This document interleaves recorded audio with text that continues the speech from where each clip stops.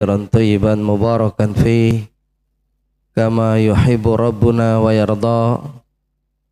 Asyhadu an la ilaha illallah wahdahu la syarikalah wa asyhadu anna Muhammadan abduhu wa rasuluhu sallallahu alaihi wasallam. Wa sallallahu ala nabiyyina Muhammadin wa ala alihi wa man tabi'ahum bi ihsanin ila yaumiddin. Amma ba'. Bapak Ibu jamaah rahimana wa rahimakumullah. Alhamdulillah, tidak lupa marilah kita panjatkan rasa syukur kepada Allah Subhanahu wa taala yang telah memberikan kepada kita berbagai macam bentuk kenikmatan, baik nikmat sehat, nikmat Islam, nikmat iman dan juga nikmat sunnah. Demikian pula bagaimana Allah memberikan nikmat kepada kita berupa kelonggaran waktu sehingga kita bisa bermuwajahah, bertatap muka dengan saudara-saudara kita. Ini merupakan kegembiraan tersendiri bagi orang-orang yang beriman. Dengan demikian mudah-mudahan Allah menggolongkan kita termasuk orang-orang yang bersyukur sehingga Allah tambah nikmat yang telah kita terima. Amin Allahumma amin. Kita akan melanjutkan kitab Asyrul Raka'iz fi Tarbiyatil Abna, yaitu 10 pilar dalam mendidik anak yang ditulis oleh Syekh Profesor Dr. Abdul Razak bin Abdul Muhsin Al-Abad Al-Badr, dan kita sampai pada pilar yang kelima, Ar-Rakizatul Khamisah,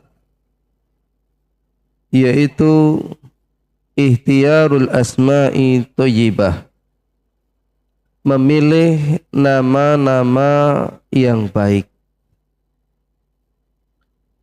Beliau hafizallahu ta'ala, faminal umuri allati tu'inu ala tarbiyatil abna'i tarbiyatas salihati ayyahtaral walidani li auladihima al-asma' al-hasanat at-tayyibata.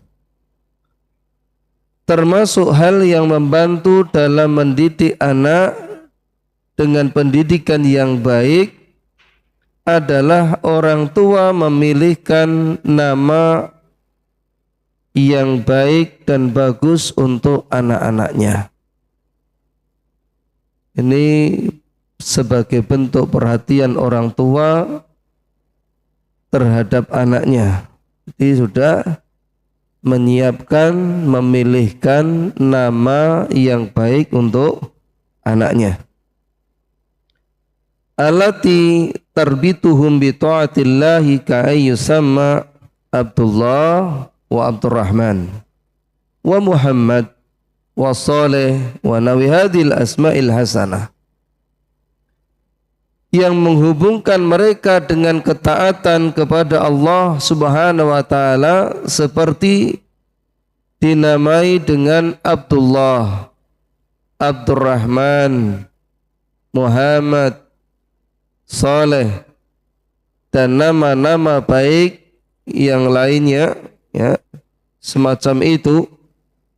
Allati tudzakiruhu birtibatihi bisalahi wal ibadati wa bima yuhmadu alaihi fayakunu fi dzalika ta'thirun alaihi khaliban, yang nantinya mengingatkan anak akan hubungannya dengan kesolehan dan ibadah serta hal-hal yang terpuji. Jadi anak ini melakukan sesuatu itu teringat, apa ya pantas namaku seperti ini, kok aku melakukan seperti ini. Tentunya kalau melakukan perbuatan tercela, setidaknya akan mengingatkan tidak sesuainya antara perbuatan tersebut dengan nama yang dia sandang. Meskipun banyak di antara kaum muslimin itu yang terjerumus ke dalam dosa-dosa besar dengan nama yang disandang nama-nama Islami. Nah, masuk terjerat korupsi, ini banyak nama-nama Islami. Pakaikan pakaian oren, nama Islami.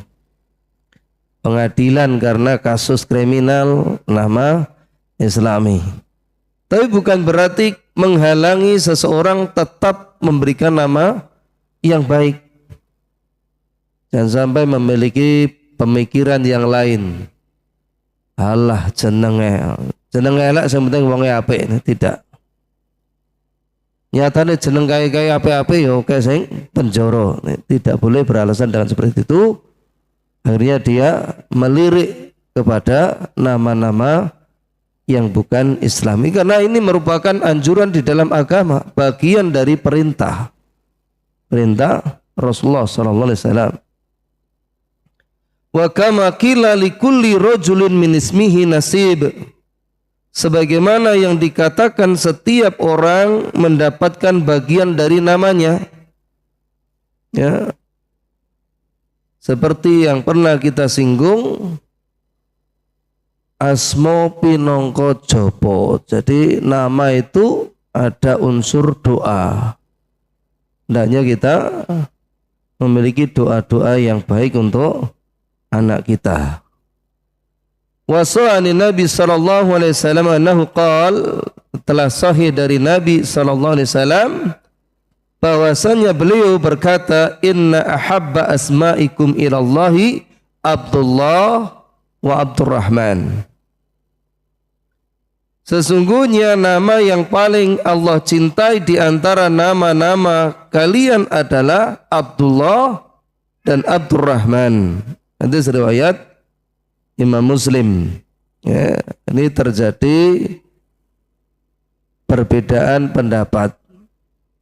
Apakah nama para nabi yang paling utama ataukah nama Abdullah dan juga Abdurrahman? Sebagian ulama menyebutkan Abdullah dan juga Abdurrahman ini yang paling dicintai Allah. Ada juga yang menyebutkan yang paling utama, yang paling baik adalah nama para nabi, ya, para rasul. Ini termasuk disebutkan di dalam kitab yang akan nanti kita bawakan, di antaranya ya Tuhfatul Maudud bi Ahkamil Maulud yang ditulis oleh Ibnul Qayyim Al-Jauziyah. Wa minal munasibi ayubayyinal walidu liwaladihi ma'na ismihi wa wajha kauni hadal ismi mahbuban lillahi ta'ala. Sebaiknya orang tua menjelaskan kepada anaknya makna dari namanya dan alasan mengapa nama tersebut dicintai oleh Allah Ta'ala. Misalnya namanya Abdullah, taqulu lahu, namamu ini Abdullah wahai anakku. Kemudian katakan kepadanya, ya lanjutkan, ya anta Abdullah alladhi khalaqaka wa aujadaka wa an'ama 'alaika bin ni'amil katsirah. Engkau adalah hamba Allah yang menciptakanmu, mengadakanmu dan menganugerahkan banyak nikmat kepadamu. Wa hadhihi ni'amu taqtadi an takuna syakiran wa muti'an lahu. Kemudian nikmat-nikmat ini menuntut agar engkau bersyukur dan taat kepadanya. Ini nama yang diberikan kepada anak kita. Jika anak ini sudah bisa diajak untuk berdialog.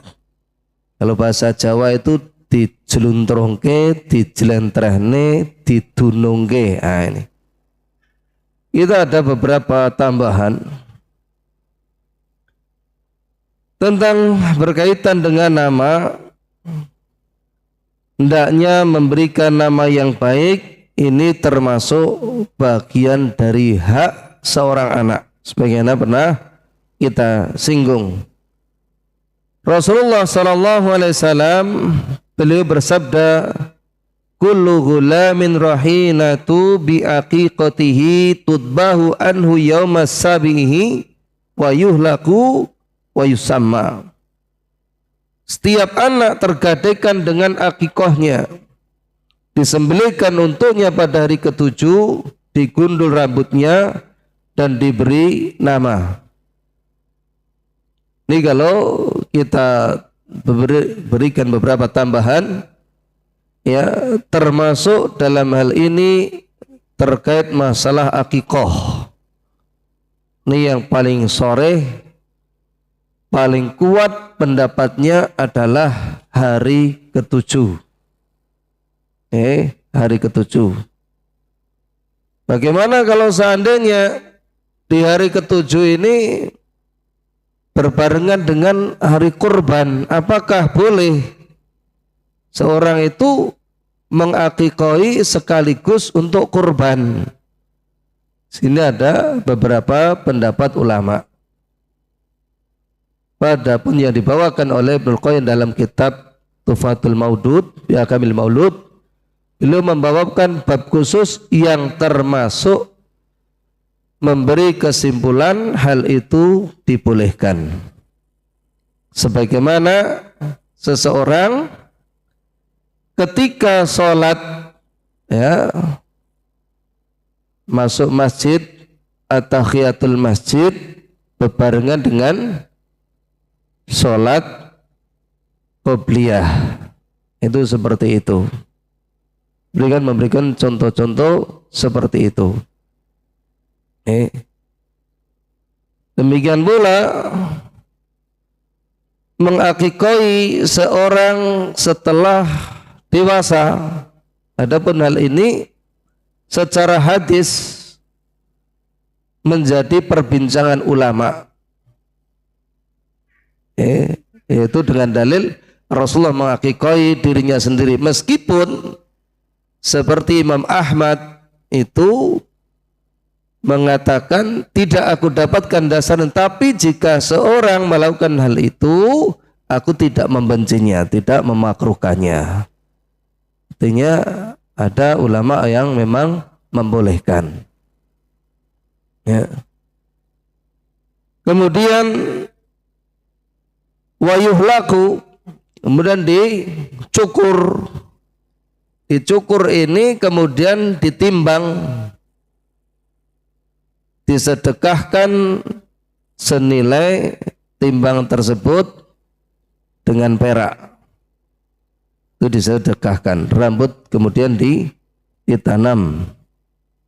Kemudian wayusamma, diberi nama. Ya, ada beberapa pendapat di mana memberikan nama ini bisa di hari pertama, hari ketiga, dan juga hari ketujuhnya, atau di antara hari ini. Sebagaimana dalil ini menunjukkan hari ketujuhnya, ya. Adapun hadis yang lain juga menyebutkan bahwa Rasulullah SAW memberikan nama, ya, pada hari pertama, yaitu hadis dari Sahal bin Sa'ad As-Sa'idi radhiyallahu anhu, dia berkata, utiya bil Mundhir ibni Abi Usaid ila Nabi sallallahu alaihi wasallam hina wulida wa wada'ahu ala fahidihi wa Abu Usaid jalisun falaha Nabi sallallahu alaihi wasallam bi syai'in baina yadayhi. Jadi Abu Usaid ini kelahiran anaknya yang di waktu itu belum dikatakan, belum diberi nama. Kemudian anak ini dibawa kepada Rasulullah sallallahu alaihi wasallam. Ini bukan satu hadis saja, ya, bukan hanya satu hadis, banyak. Di mana para sahabat kalau kelahiran anaknya itu dibawa kepada Rasulullah, kemudian ditahnik, ya, bertanya kurma, kemudian dikunyah, kemudian diberikan anak ini di langit-langit mulutnya. Setelah itu kemudian Rasulullah akan memberikan nama. Tetapi anak yang diberikan Abu Usaid ini kepada Rasulullah, ini di pangkuan Rasulullah, dan Rasulullah itu sibuk dengan yang lain waktu itu. Ya, kebetulan ada sesuatu yang menyibukkan sehingga anak ini diambil lagi oleh Abu Usaid. Ya. Kemudian ya Nabi SAW teringat anak itu. Ya, aina sobi, di mana anak kecil tadi itu? Faqala Abu Usaid, qala benahu ya Rasulullah. Maka aku ambil ya Rasulullah, aku kembalikan ke rumah. Masmuhu, siapa namanya? Qala fulan. Dan Abu Usaid ini menjawab fulan, dinamai sendiri. Karena tidak dimaksudkan nama itu, maka perawi ini hanya menyebut fulan. Qala walakin ismihi al-Mundhir. Tidak, anak itu namanya Mundhir. Fasammahu yauma idzil Mundhir. Maka sejak saat itu nama tersebut bukan fulan yang disebutkan Abu Said, tetapi namanya adalah Al-Mundhir. Jadi di sini ada dalil tentang begitu lahir itu diberi nama. Adapun tentang akikoh tadi itu, bagaimana kalau akikohnya itu unta? Ya, mungkin juga kalau kita sapi dan lain sebagainya. Maka dulu Abu Bakrah itu pernah melakukan, tetapi sebagian sahabat yang lain itu mengingkarinya. Yang paling utama adalah kambing.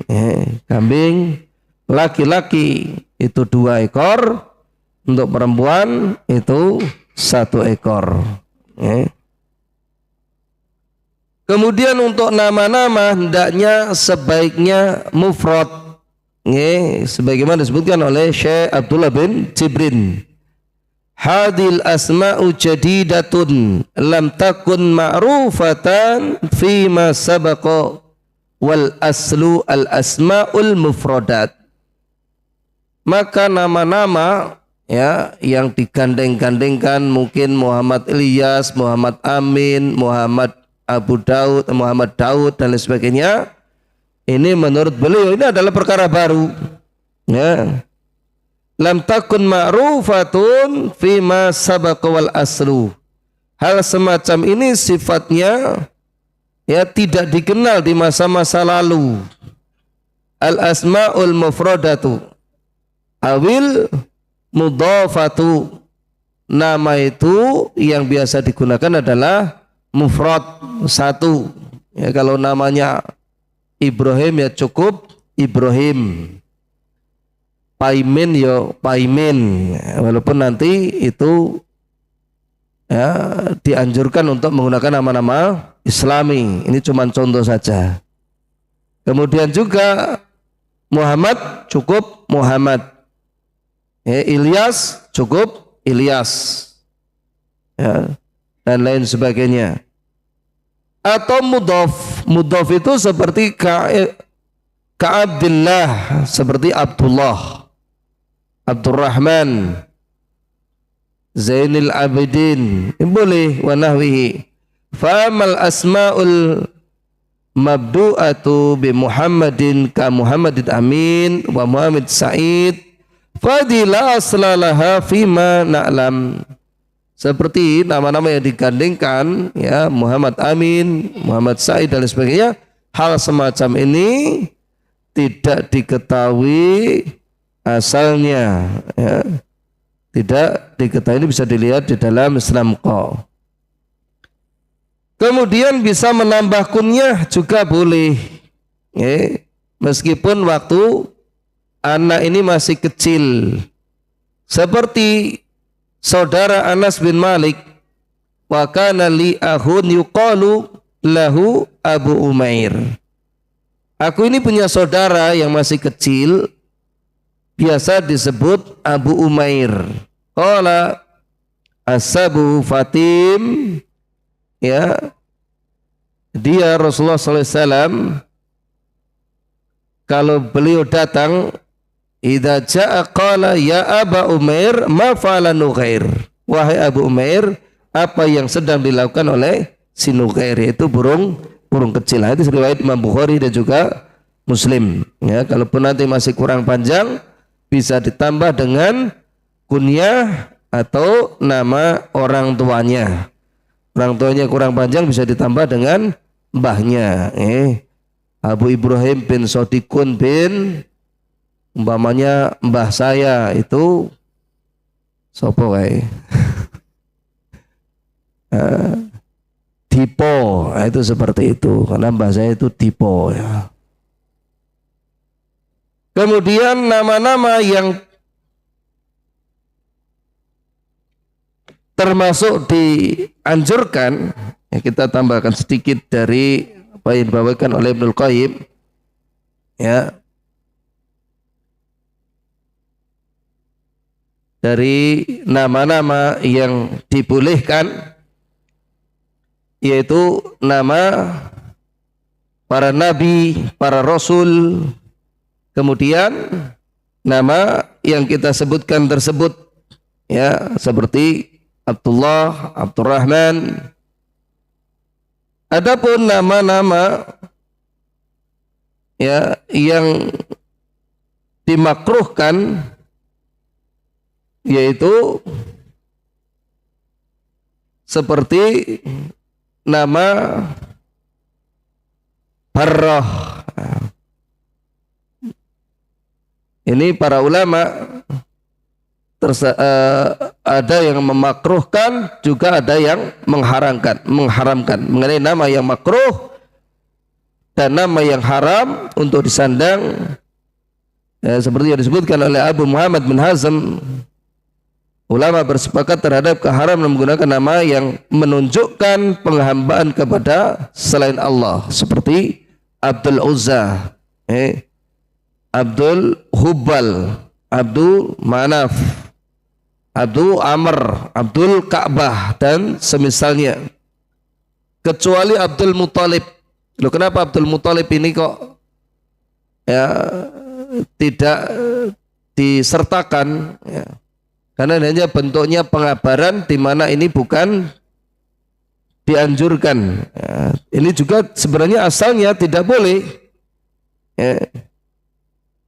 Demikian pula tidak boleh memberi nama seseorang dengan nama Abdul Ali, Abdul Husain dan lainnya. Ini tidak boleh. Dahulu ada sebuah kaum yang diutus kepada Nabi SAW, lalu beliau mendengar mereka memanggil seorang temannya dengan nama Abdul Hajar. Apa artinya? Hamba batu. Beliau pun bertanya kepadanya, siapa namamu? Dia menjawab, Abdul Hajar. Saya hambanya batu. Jawabnya, maka Rasulullah SAW berkata, sesungguhnya namamu Abdullah. Kamu ini hamba Allah. Maksudnya apa? Kamu ini hamba Allah, bukan hamba batu. Ini penjelasan bagaimana para ulama berpendapat sepakat terhadap keharaman namanya yang menunjukkan penghambaan kepada selain Allah, tentang hadis Rasulullah, Ta'isu Abdud Dinar, Ta'isa Abdud Dirham, itu kok dipakai. Ini merupakan sifat saja orang yang mereka itu condong kehidupannya ke arah dunia. Ini bukan sebuah nama, tetapi ini merupakan sifat. Kemudian nama yang haram termasuk Malikul Muluk, raja diraja, ya, seperti Syahansyah. Ini juga haram, artinya sama, cuman dari bahasa yang berbeda, ya. Malikul Muluk. Nama-nama yang makruh seperti Yasar. Yasar ini artinya mudah. Robab, ya, robah ini untung. Najah, sukses, aflah, menang. Ya, lu kenapa kok nama seperti ini tidak boleh?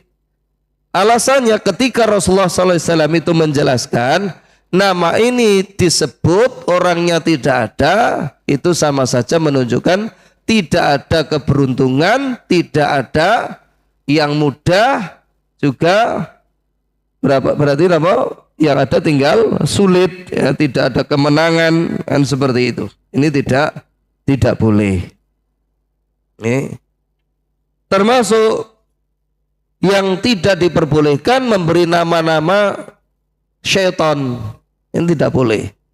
Ifrit, kemudian juga kinzib, al-walahan, al-a'war, al-ajda. Ya, kalau ada nama-nama lain itu termasuk yang tidak boleh. Karena Rasulullah menyebutkan al-ajda'u syaitan. Al-ajda itu adalah bagian dari nama syaitan. Demikian pula ketika seseorang ya sedang berwudu, sesungguhnya pada penggunaan air wudu terdapat syaitan yang bernama al-walhan. Ya. Maka takutlah dari perasaan was-was godaan syaitan yang ada pada air tersebut. Kemudian juga Rasulullah menyebutkan ketika Utsman bin Abi Al-As pernah mengadu kepada Rasulullah tentang perasaan was-was ketika sholat, maka beliau menjawab, "Dzaka syaitanu yuqalu lahu hinzib." Itu disebabkan syaitan yang menjadikan kamu ketika sholat itu was-was, yang namanya syaitan tersebut adalah hinzib. Ini adalah nama-nama yang tidak boleh dipakai.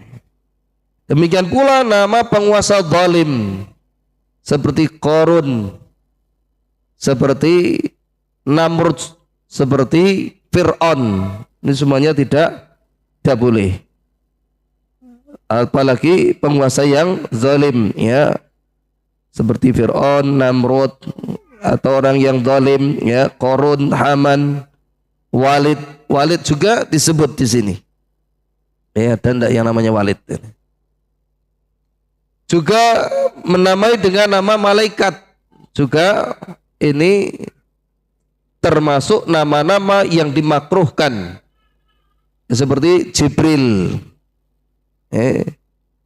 Syekh Mikail umpamanya, kan tidak diperbolehkan. Israfil nanti malah jadi bahan tertawaan malakul maut umpamanya. Ini nama-nama yang tidak diperbolehkan. Juga menamai nama-nama yang tidak enak. Ya. Seperti apa? Seperti harb, perang, murrah, pahit, kalb, anjing, hayyah, ular, dan semisalnya.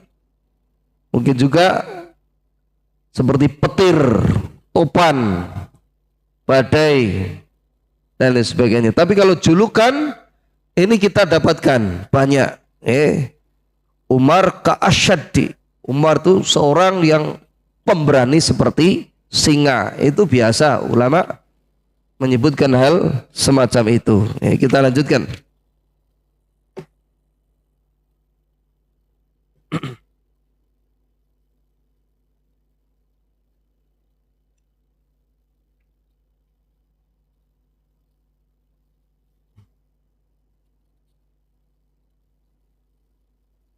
Wa in kana ismuhu ka'ismi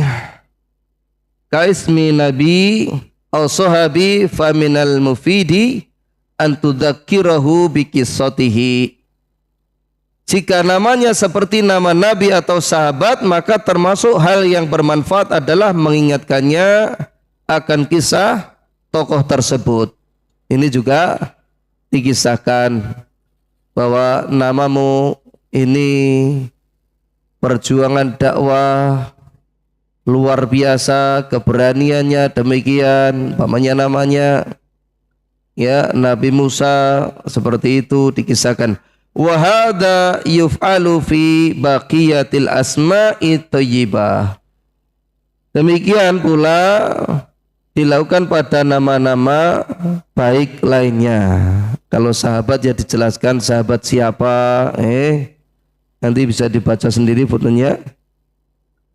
Wa yandariju tahta hadza taqniyatu tifli min sigharihi bi kunyatin thayyibatin misla Abi Abdillah. Termasuk dalam hal ini memberi kunyah yang baik kepada anak sejak kecil seperti Abu Abdillah.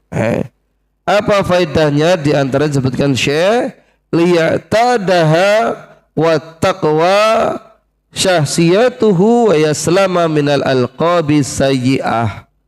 Agar terbiasa dengannya, memperkuat kepribadiannya dengan selamat dari julukan buruk. Biasanya kan ada orang-orang yang berikan julukan-julukan yang tidak baik.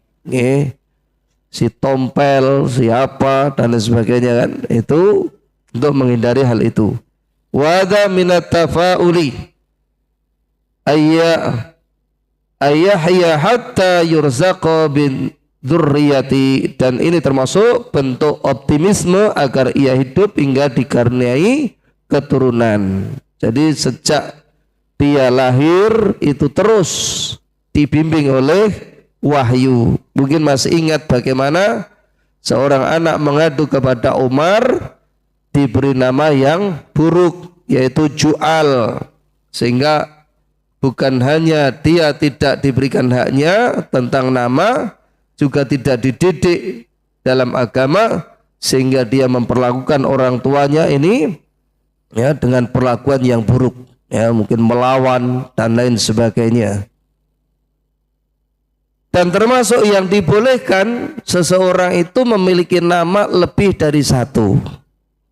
Seperti kalau Rasulullah itu memiliki 5 nama, termasuk juga Muhammad SAW dan juga Ahmad, dan lain sebagainya.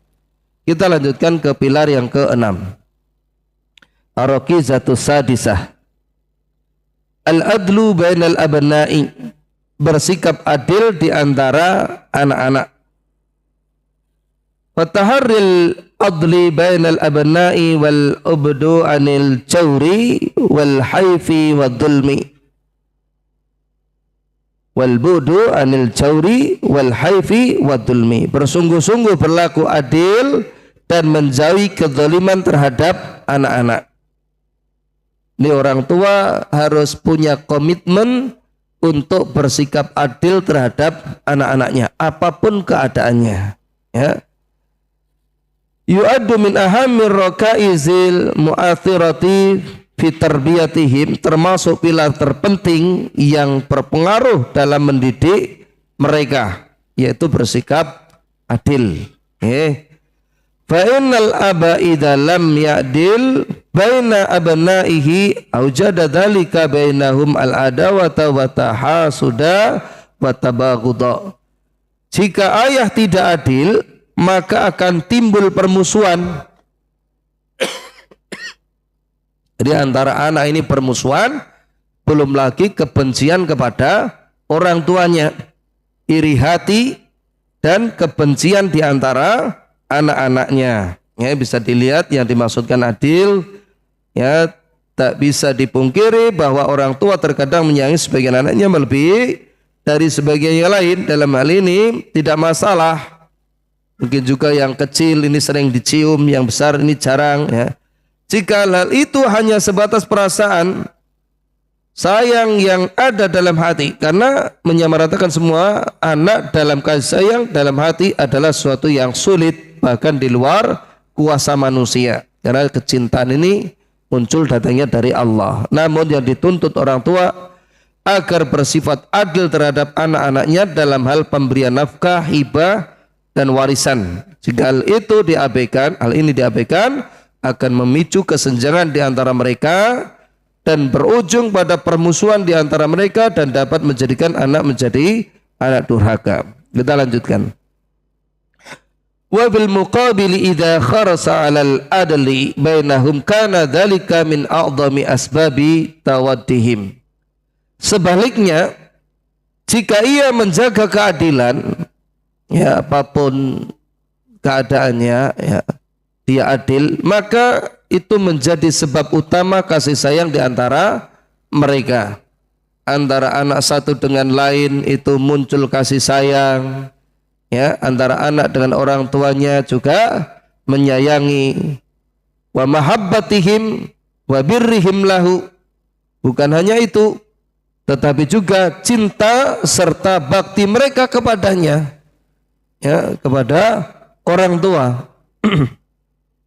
Wa qad jaa fi sahihil Bukhari an Nu'man ibn Bashir, ya, ana bahu nahalahu ardan wa talabat ummuhu min abihi ayushida Rasulullah sallallahu alaihi wasallam.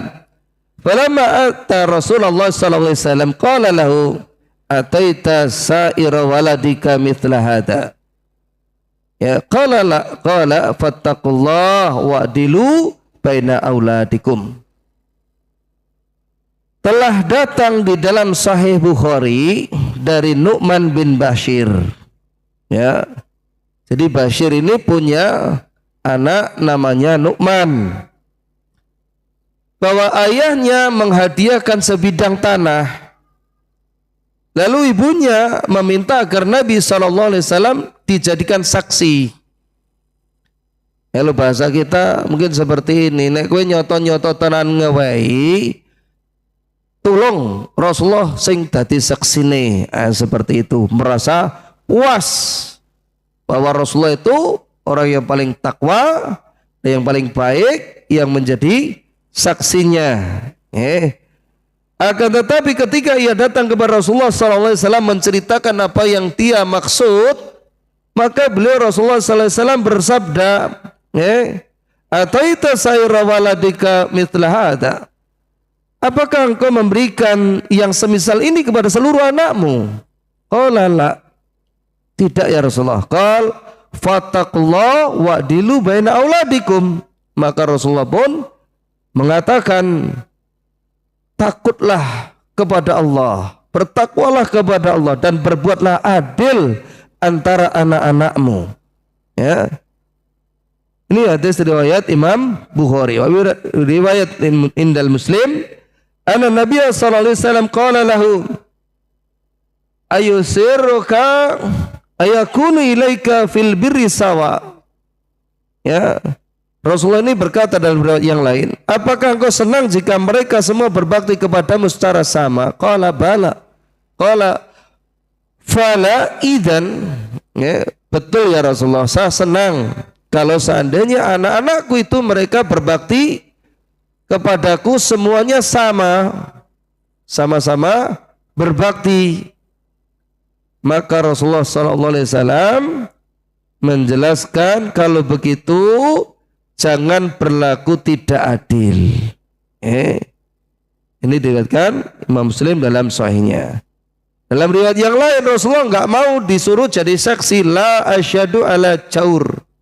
Aku tidak akan menjadi saksi atas suatu kezaliman. Ya, dalam riwayat yang lain, fa'asyid ala hadza ghairi.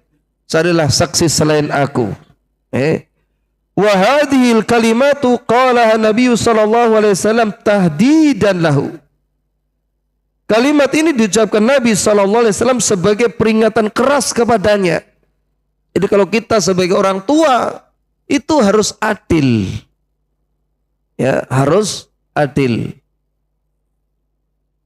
Kalau tentang hibah, ini harus adil. Umpamanya anak yang pertama, itu kita perhatikan sekali, merasa menjaga harga diri. Anak ya diopeni tenan, dibuatkan rumah. Ya, selain dipestakan yang besar-besaran, tentunya yang kita harapkan sesuai syar'i. Sudah itu dibuatkan rumah, perlengkapan di rumahnya dikumpliti. Anaknya padahal ada 7 umpamanya, anggap saja saya ya. Maka dia harus ingat, apakah nanti dia sanggup melakukan hal yang sama kepada keenam adik-adiknya. Kalau sekiranya dia tidak sanggup, maka jangan sekali-kali untuk bersikap seperti itu, kecuali hanya sebatas hak pakai saja. Iki pokoknya silen dhisik ya, titi wancine engko enek hitungane, seperti itu setidaknya. Siki nggonan paen kabeh disetatne, giliran anak yang kedua, ketiga, keempat dibiarkan. Maka telah terjadi kejadian yang nyata setelah orang tua ini tua. Maka yang pertama ini, atau anak, salah satu di antara anak yang memberikan sesuatu tersebut, ini lelah memelihara ibunya, ya, maka diberikan kepada adik-adiknya. Gentenono ta yu ngopeni mboke, seperti itu. Apa jawab anaknya ini? Ora, aku ora gelem, ora betah masmu. Lain-lain macam-macam alasannya, meskipun dan semacam ini tidak bisa dibenarkan. Tapi hal semacam ini bisa menjadikan anak tersebut durhaka kepada orang tuanya. Ini yang harus kita perhatikan, sehingga anaknya yang lain tidak mau ya memelihara orang tuanya tersebut karena ketidakadilan yang dilakukan. Oleh karena itu, kalau kita tidak memberi sesuatu hal, maka kita harus melihat apakah kita mampu untuk memberikan secara keseluruhan atau tidak. Ya. Kecuali perjalanan waktu yang lain ini menerima sukses. Ketika mau dibagi hibah tersebut, dah saya tidak usah saja. Karena kalau hibah ini sifatnya harus adil, sedangkan warisan laki-laki 2, perempuan itu 1. Tapi kalau orang tua masih hidup, ini sifatnya bukan warisan, tapi hibah. Nah, kalau 1 patok anaknya 5 orang, berarti harus punya 5 patok. Ngerti nih Pak? Ini harus bersikap adil. Kalau tidak, nanti anak ini akan bermusuhan. Yo, kowe anake dhewe diicuk-icuk, diipuk-ipuk, kabeh dibrukke nang kowe. Iya, aku ki trimo anak kualon dan lain sebagainya. Biasanya nek sing nganti muni-muni seperti itu. Ini kita, kalau bapak-bapak kita, ya mudah-mudahan tidak ya, kok terjadi seperti itu, bisa jadi karena ketidaktahuan terhadap agama. Tapi kalau kita ini sudah belajar, sudah ngaji, sudah tahu, sudah paham, kebangetan kalau kita masih bersikap tidak adil. Ini kebangetan.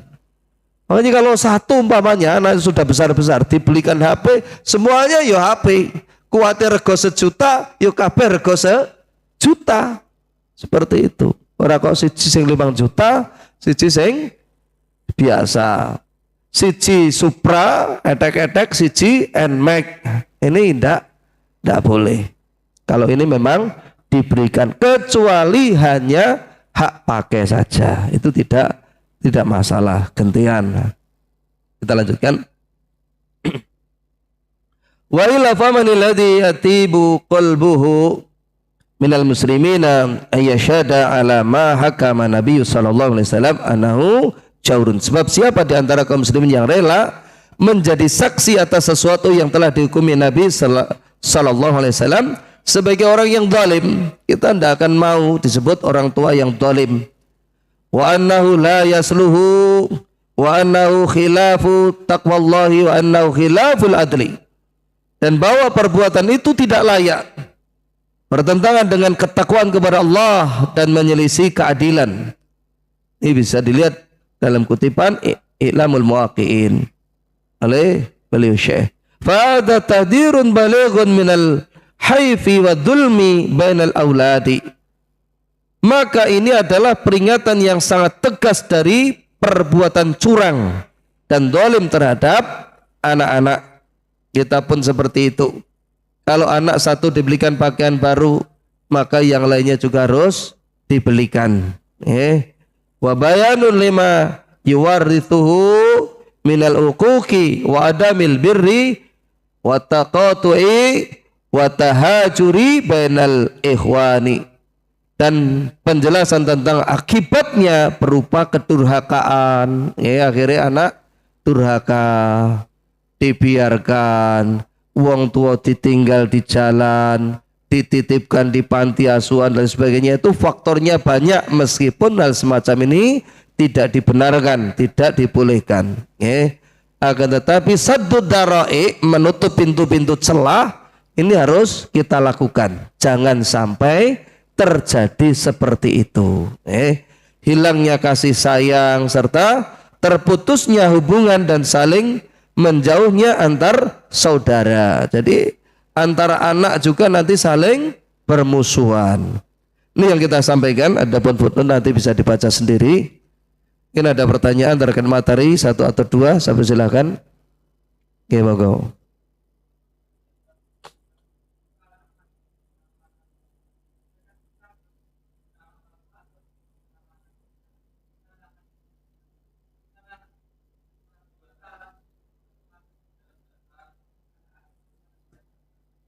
Nggih.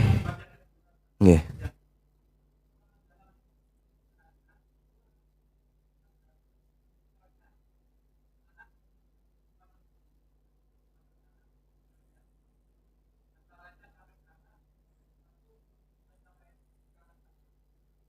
Nggih.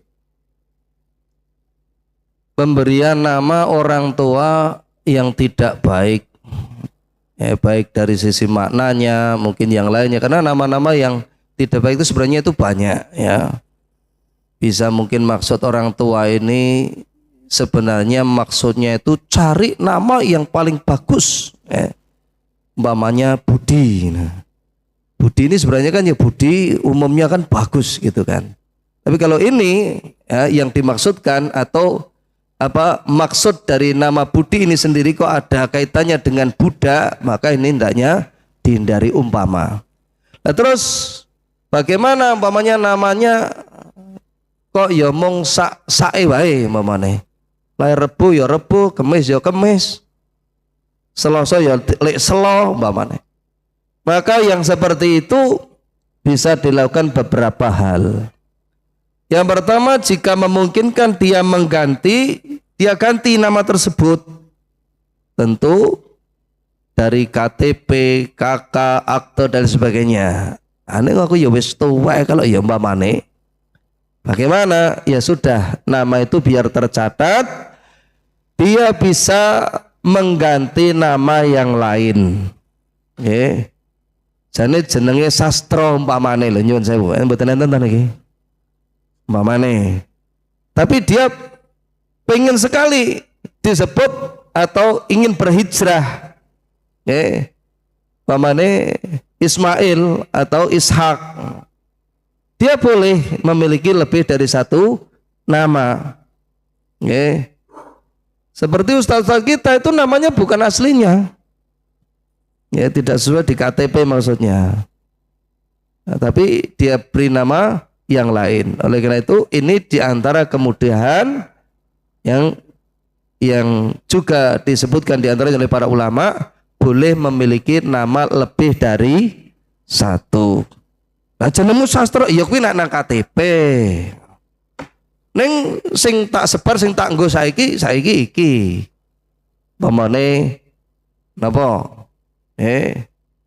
Bisa disebut yang baik-baik, apa Ilyas, apa Ishak, apa.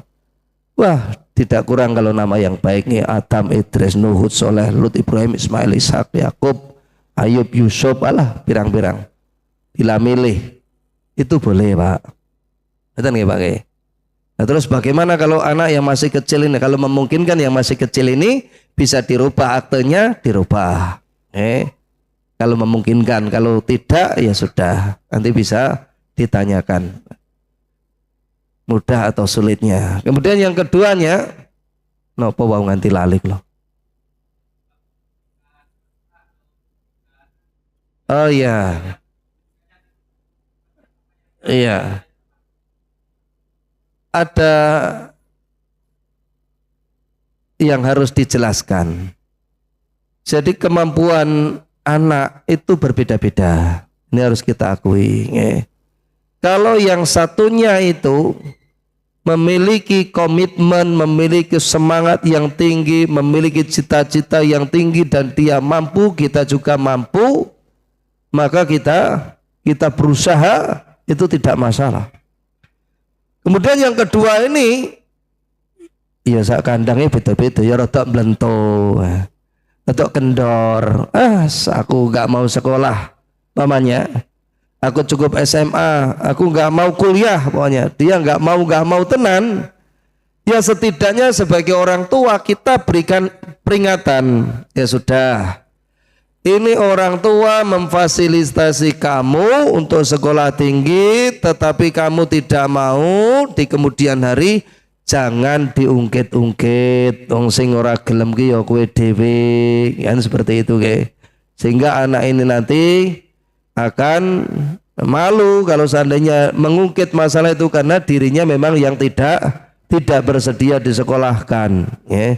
Biasanya anak-anak saya juga itu kalau mulai kendor itu juga tak ingatkan untuk di kemudian hari, bukan hanya masalah tentang sekolah saja, masalah yang lain saja, yang lain juga. Itu seperti itu, diingatkan agar nanti dia tidak menyesali karena orang tua sudah berusaha untuk memfasilitasi. Ngerti nih? Senten? Nggih monggo.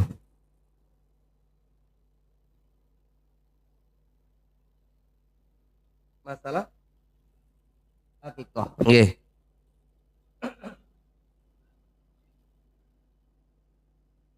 Nggih. Nggih. Nggih. Nggih.